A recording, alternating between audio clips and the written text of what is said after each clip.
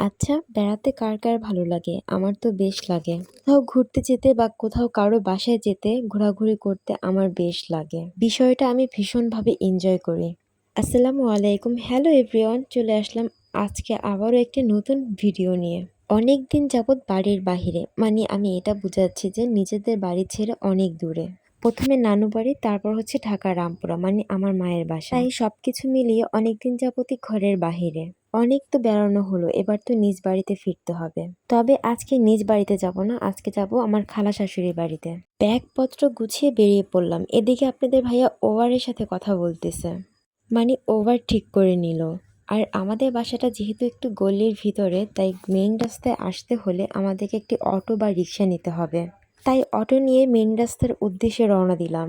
Better life হসপিটালটি দেখে কি ভাবছেন? না, আমি আল্লাহর রহমতে সুস্থ আছি, বা আমার পরিবার পরিজন সবাই আমরা সুস্থ আছি। আমরা যে ওভারটি ঠিক করেছি তার লোকেশনটা ছিল বেটার লাইফ হসপিটাল, তাই আর কি বেটার লাইফ হসপিটালের সামনে আমরা নেমেছি, মানে মেইন রাস্তা।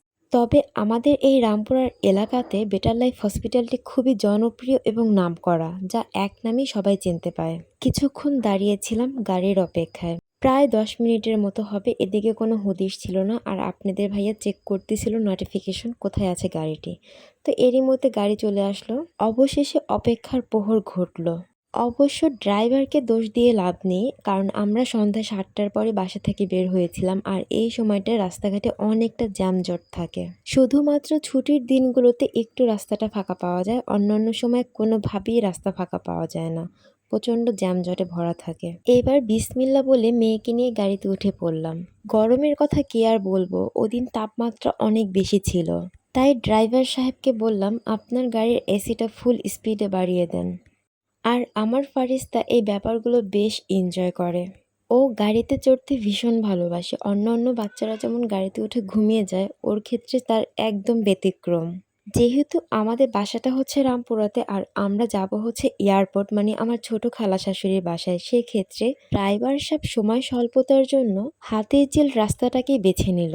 কারণ বাড্ডা মেরুল হয়ে গেলে আমাদের বাসায় পৌঁছাতে পৌঁছাতে কিনা সকালই হয়ে যেত। না, আসলে মজা করলাম আর কি। তবে সন্ধ্যার পরে হাতিরঝিলের চারিপাশটা, মানে পরিবেশটা দেখতে বেশ চমৎকার লাগছিল। এদিকে মেয়ে তার বাবার ভক্ত অনেক বেশি, বাবা ছাড়া যেন সে কিছুই বোঝে না। 3 ঘন্টার রাস্তা 40 মিনিটেই কাভার। হা হা, কি মজার ব্যাপার।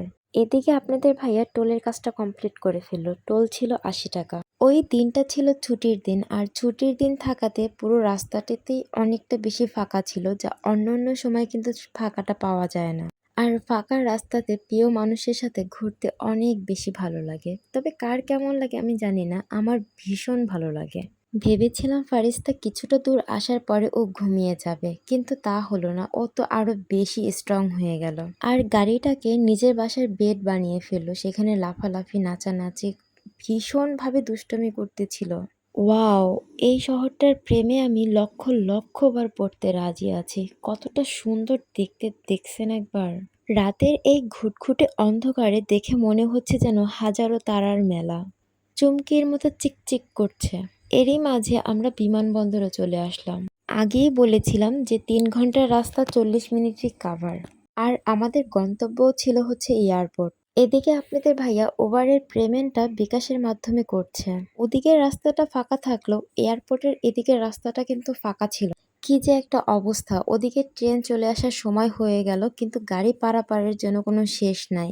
এদিকে আমার খালাতো দেবর চলে আসছে আমাকে রিসিভ করার জন্য, মানে আমাদেরকে রিসিভ করার জন্য আর কি। চলতি পথেই হঠাৎ করে আম্মুর সাথে দেখা, যা আমরা আগে থেকে কিছুই জানতাম না। হঠাৎ করে রাস্তার মধ্যে আম্মু ওর হাত ধরে পাপ্পা দিচ্ছে। কিছুটা দূর হাঁটাহাঁটি করার পরে বাসায় আসলাম। এবার একটু বিশ্রাম নেব।